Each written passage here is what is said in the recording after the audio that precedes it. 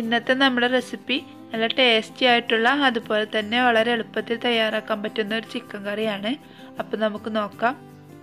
അപ്പോൾ നമ്മുടെ ചിക്കൻ കറി റെഡിയാക്കാനായിട്ട് ഞാനിവിടെ ഒരു പാൻ അടുപ്പിൽ വെച്ചിട്ടുണ്ട്. ഇനി അതിലേക്ക് ഒരു 1.5 ടേബിൾ സ്പൂൺ വെളിച്ചെണ്ണ ഒഴിച്ചു കൊടുക്കുക.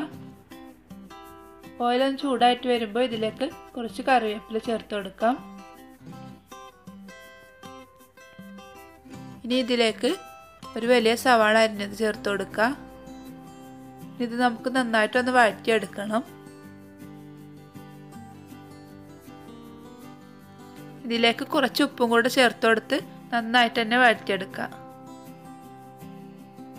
ഇതൊന്ന് വാടി വരുന്ന സമയത്ത് ഇതിലേക്ക് 2 ടീസ്പൂൺ ഇഞ്ചി വെളുത്തുള്ളി പേസ്റ്റാണ് എടുത്തിട്ടുള്ളത്. അത് ചേർത്ത് കൊടുക്കാം. അതോടെ ചേർത്ത് കൊടുത്ത് നന്നായിട്ടൊന്ന് വഴറ്റിയെടുക്കണം. ഇതിൻ്റെ റോസ് സ്മെല്ലൊക്കെ ഒന്ന് പോകുന്നത് വരെ നന്നായി വഴറ്റിയെടുക്കാം. അപ്പോൾ ഇത് നന്നായി വാടി വന്നിട്ടുണ്ട്. ഇനി ഇതിലേക്ക് പൊടികളൊക്കെ ചേർത്ത് കൊടുക്കാം. 1 ടേബിൾ സ്പൂൺ മുളക് പൊടി ചേർക്കാം. 1/2 ടീസ്പൂൺ മഞ്ഞൾപ്പൊടി, 1.5 ടീസ്പൂൺ മല്ലിപ്പൊടി, 1/2 ടീസ്പൂൺ പെരുംജീരകം പൊടിച്ചത്, 1/4 ടീസ്പൂൺ ഗരം മസാല, 1/4 ടീസ്പൂൺ കുരുമുളക് പൊടി. ഇത്രയുമാണ് ചേർത്തിട്ടുള്ളത്. ഇനി ഇത് നന്നായിട്ട് വഴറ്റിയെടുക്കണം.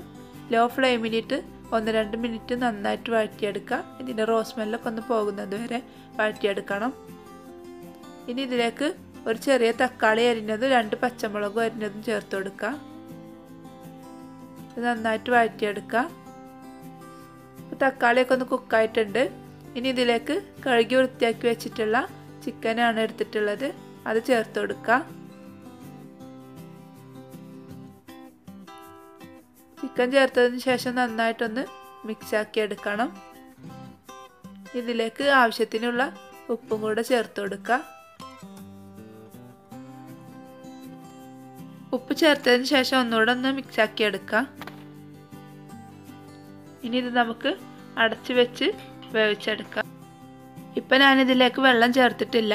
ചിക്കനിലെ വെള്ളമൊക്കെ ഒന്ന് ഇറങ്ങി വന്നതിന് ശേഷം ഇതിലേക്ക് ആവശ്യത്തിനുള്ള വെള്ളം ചേർത്ത് കൊടുക്കാം.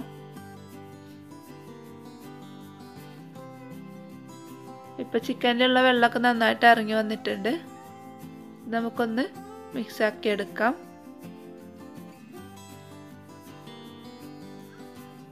ഇനി ഇതിലേക്ക് 1/4 കപ്പ് ചൂടുവെള്ളമാണ് ഒഴിച്ചു കൊടുക്കുന്നത്.